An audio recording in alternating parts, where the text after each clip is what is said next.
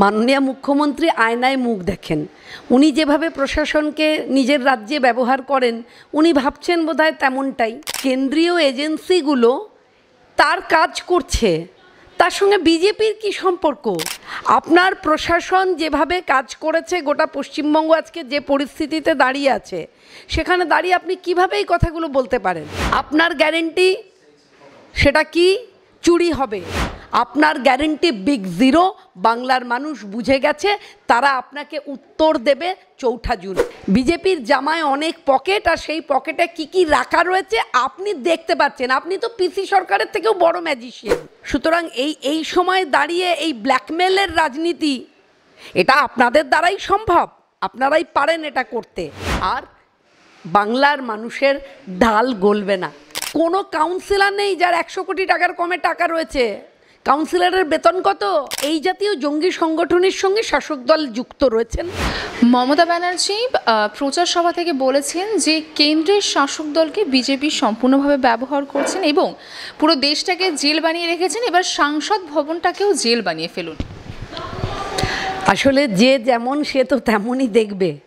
মাননীয় মুখ্যমন্ত্রী আয়নায় মুখ দেখেন। উনি যেভাবে প্রশাসনকে নিজের রাজ্যে ব্যবহার করেন উনি ভাবছেন বোধহয় তেমনটাই। নর্মালি তাই, যেরকমভাবে উনি দেখেন, নিজেকে যেভাবে দেখেন সেভাবেই রিফ্লেক্ট করছে। এখন কেন্দ্রীয় এজেন্সিগুলো তার কাজ করছে, তার সঙ্গে বিজেপির কি সম্পর্ক? আরে গোটা পশ্চিমবঙ্গ ভারতবর্ষের নিরিখে চুরিতে ফার্স্ট হয়ে গেছে। তো আপনারা দুর্নীতি করবেন, আপনারা চুরি করবেন, আপনারা সমস্ত রকম বাজে কাজের সঙ্গে যুক্ত থাকবেন। আর যদি সেটাকে ধরা হয় তখন আপনি কখনো বিজেপিকে দোষারোপ করবেন, কখনো কেন্দ্রীয় এজেন্সিকে দোষারোপ করবেন। আবার কেন্দ্রীয় এজেন্সি কাজ করছে, তার কাজটাকে আপনি বিজেপির ঘাড়ে চাপিয়ে দেবেন, এ তো মহা মুশকিল। আপনার প্রশাসন যেভাবে কাজ করেছে, গোটা পশ্চিমবঙ্গ আজকে যে পরিস্থিতিতে দাঁড়িয়ে আছে, সেখানে দাঁড়িয়ে আপনি কিভাবে এই কথাগুলো বলতে পারেন? আর গোটা ভারতবর্ষকে জেল বানানো হচ্ছে, এইসব কথা, এই ধরনের গিমিক কথা এখন আর মানুষ শুনবে না, একদম মানুষ শুনবে না। আপনার কথা, আপনার কাজ, তার কোথাও কোনো সামঞ্জস্য নেই। আপনি যা বলেন আপনি তা করেন না, আপনি যা করেন সেইটা আপনি ভাবেনও না, আপনি বলেনও না।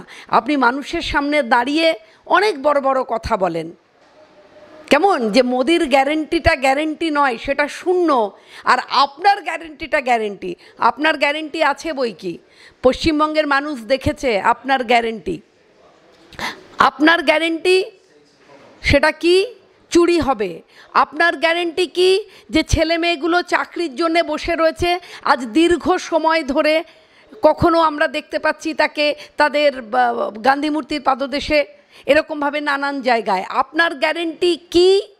আপনার গ্যারেন্টি হচ্ছে যে টাকা দিলে চাকরি, আপনার গ্যারেন্টি। আপনার গ্যারেন্টি কি? আপনার নেতা মন্ত্রীর সঙ্গে যারা থাকবেন সেই বান্ধবীদের বাড়িতে গেলে টাকার পাহাড় পাওয়া যায়, এগুলো হচ্ছে আপনার গ্যারেন্টি। আপনার গ্যারেন্টির সঙ্গে নৈতিকতার কোনো সম্পর্ক নেই, রাজ্যের উন্নয়নের কোনো সম্পর্ক নেই, মাথা তুলে বাঁচার কোনো সম্পর্ক নেই, শিক্ষার সম্পর্ক নেই, স্বাস্থ্যের সম্পর্ক নেই, সংস্কৃতির সম্পর্ক নেই। তাই আপনার গ্যারেন্টি বিগ জিরো। বাংলার মানুষ বুঝে গেছে, তারা আপনাকে উত্তর দেবে ৪ঠা জুন। এর সাথে তিনি এও বলেছেন যে বিজেপি এক পকেটে এনআইএ রাখে, এক পকেটে সিবিআই, এক পকেটে ইডি এবং আরেক পকেটে আইটি রাখে। আপনি যা ইচ্ছে বলুন, বিজেপির জামায় অনেক পকেট, আর সেই পকেটে কি কি রাখা রয়েছে আপনি দেখতে পাচ্ছেন। আপনি তো পিসি সরকারের থেকেও বড় ম্যাজিশিয়ান। আপনি কখনো নবান্নতে বসে দেখতে পান যে সার বিক্রি করলো কারা, আপনি নবান্নতে বসে দেখতে পান। আপনি নবান্নতে বসে আবার মিলিটারিরা কি করছে ব্রিজ পেরোতে গিয়ে আপনি সেটাও দেখতে পান। আবার আপনি এখনও দেখতে পাচ্ছেন যে বিজেপির 4টে পকেটে 4টে কি রয়েছে। আপনি অনেক বড় ম্যাজিশিয়ান। তাই আপনি আবারও আমরা বললাম, আমরা ভারতীয় জনতা পার্টির এক একজন সৈনিক, আমরা আবারও বললাম মাননীয়া, এই জাতীয় কথা বলে আপনি আর বাজার গরম করতে পারবেন না। বাংলার মানুষ আপনার দুর্নীতি দেখেছে, বাংলার মানুষ আপনার অনৈতিকতা দেখেছে, বাংলার মানুষ আপনার লুট দেখেছে। তাই আর কোনোভাবে বাংলার মানুষকে আপনি কোনো কথা দিয়ে ভোলাতে পারবেন না। নাম না করে বিষ্ণুপুরে বিজেপি প্রার্থী সৌমিত্র খাঁর উদ্দেশ্যে তিনি বলেছেন কিছু ছবির কথা। তিনি বলেছেন যে আমার কাছে ছবি আছে, যদি সেটা প্রকাশ্যে আছে তাহলে সাধারণ মানুষ বুঝে যাবে বিজেপি কতটা আদর্শবান দল। দেখুন, ভোটের সময় আপনি ব্যক্তিগত আক্রমণ নিয়ে কথা বলছেন, কেমন? আপনার কাছে যদি কিছু থাকে আপনি দেখাবেন, বাংলার মানুষও দেখবে, কেমন? সুতরাং তার সত্যতা নিশ্চয়ই বিজেপিও যাচাই করে নেবে। সুতরাং এই সময় দাঁড়িয়ে এই ব্ল্যাকমেলের রাজনীতি, এটা আপনাদের দ্বারাই সম্ভব, আপনারাই পারেন এটা করতে। কিন্তু আমরা বলবো যে আপনি ব্ল্যাকমেল করুন, আপনি বাজে কথা বলুন, আপনি চার পকেটে চারজনকে দেখতে পান, বাংলার মানুষ নরেন্দ্র মোদীর মুখ ছাড়া আর কিচ্ছু দেখতে পাচ্ছে না। যেমন গোটা ভারতবর্ষের মানুষ নরেন্দ্র মোদীর মুখ দেখতে পাচ্ছে, সেই মুখে তার পরের প্রজন্মের উন্নয়ন দেখতে পাচ্ছে, গোটা দেশের বিকাশ দেখতে পাচ্ছে, তেমনি পশ্চিমবঙ্গের মানুষও নরেন্দ্র মোদীর মুখ দেখতে পাচ্ছে। তাই আপনি কি বলছেন তাতে আর বাংলার মানুষের ঢাল গলবে না। বেআইনি নির্মাণ কাণ্ডে আমরা জানি গার্ডেন ব্রিজ নিয়ে অনেক জলঘোলা হয়েছিল এবং ইতিমধ্যে আদালত এটা মনে করছে না এখন যে কলকাতা পৌরসভার আধিকারিকরাও এই বেআইনিভাবে নির্মাণ কাণ্ডে যুক্ত রয়েছে। সবার আগে মেয়রবাবু তাকে প্রশ্ন করা হোক, তিনি আগে জবাব দিক। তিনি নাকি কিছুই জানেন না, এরকম একটা ব্যাপার। অথচ আমি নিজে থাকি টালিগঞ্জ যাদবপুর অঞ্চলে, সমস্ত যারা কাউন্সিলর, কোনো কাউন্সিলর নেই যার 100 কোটি টাকার কমে টাকা রয়েছে। কাউন্সিলরের বেতন কত? কত বেতন একজন কাউন্সিলরের? কোত্থেকে পায় এত কোটি কোটি টাকা? হ্যাঁ, তোলা, প্রত্যেকটা বিল্ডিং থেকে তোলা আসে। আপনারা কি জানেন প্রত্যেকটা থানায় বসে ঠিক হয় ফ্লোর ওয়াইজ, একটা বিল্ডিংয়ের ফ্লোর ওয়াইজ কাউন্সিলর কত পাবে, থানার অফিসার কত পাবে এবং তারপরে বিধায়ক কত পাবে। এই ডিলটা হয় থানায় বসে। আপনারা কোথায় রয়েছেন?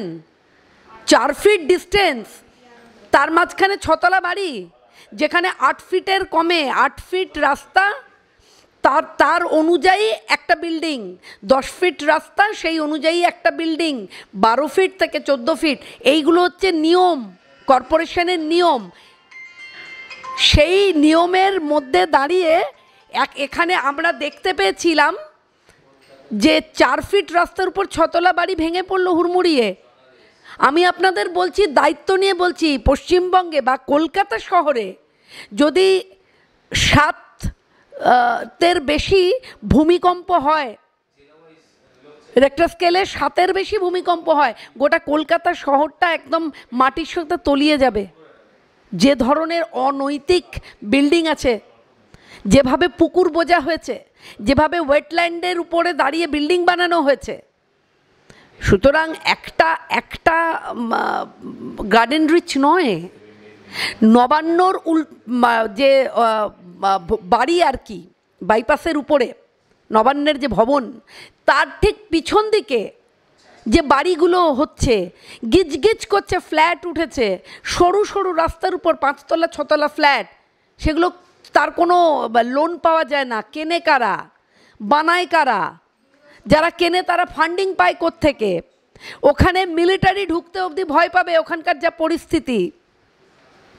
সুতরাং গোটা পশ্চিমবঙ্গে যা পরিস্থিতি, যেভাবে জঙ্গি সংগঠনের সঙ্গে এদের যুক্ত হওয়া, যেভাবে জঙ্গি সংগঠনগুলো পশ্চিমবঙ্গের ভিতর ঘাত লাগিয়ে বসে রয়েছে, তাতে রাগ তো হবেই। তার কারণ এনআইএ ঢুকছে, ঢুকছে, তারা খুঁজে বার করছে, রাগ তো হবেই, রাগ তো হবেই।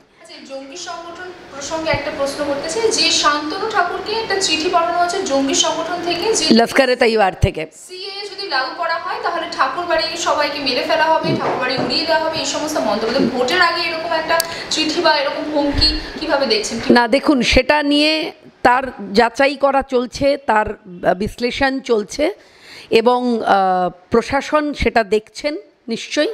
কিন্তু একটা ঘটনা তো আমরা নিশ্চিত করে জানি যে এই জাতীয় জঙ্গি সংগঠনের সঙ্গে শাসক দল যুক্ত রয়েছেন।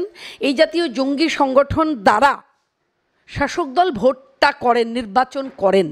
এটা তো বাংলার মানুষের কাছে আর অজানা নয়। আমি একজন সাধারণ মানুষ, একজন নাগরিক, একটি রাজনৈতিক দলের সৈনিক হিসেবে আমি জানি গোটা পশ্চিমবঙ্গে যেভাবে জঙ্গি সংগঠনগুলোর বারবারন্ত হয়েছে, যেভাবে বোম, যেভাবে আমরা দেখতে পাই বারুদের স্তূপের উপর একটা রাজ্য দাঁড়িয়ে আছে, সেক্ষেত্রে এত রাগ তো সেই কারণেই। কেন ঢুকছে, কেন এনআইএ ঢুকছে, কেন তদন্ত হচ্ছে, তদন্ত করতে গেলে তো কেঁচো খুঁড়তে কেউটেটা বেরিয়ে যাবে, তার জন্যই তো রাগ। সুতরাং যেভাবে হুমকি দেওয়া হয়েছে ঠাকুর বাড়িতে শান্তনু ঠাকুরের পরিবারকে বা শান্তনু ঠাকুরকে, সেইটা তদন্ত করে দেখা হচ্ছে এবং আমার বিশ্বাস যে যথাযোগ্য ব্যবস্থা প্রশাসন নেবেন। সেক্ষেত্রে এত রাগ তো সেই কারণেই। কেন ঢুকছে, কেন এনআইএ ঢুকছে, কেন তদন্ত হচ্ছে, তদন্ত করতে গেলে তো কেঁচো খুঁড়তে কেউটেটা বেরিয়ে যাবে, তার জন্যই তো রাগ।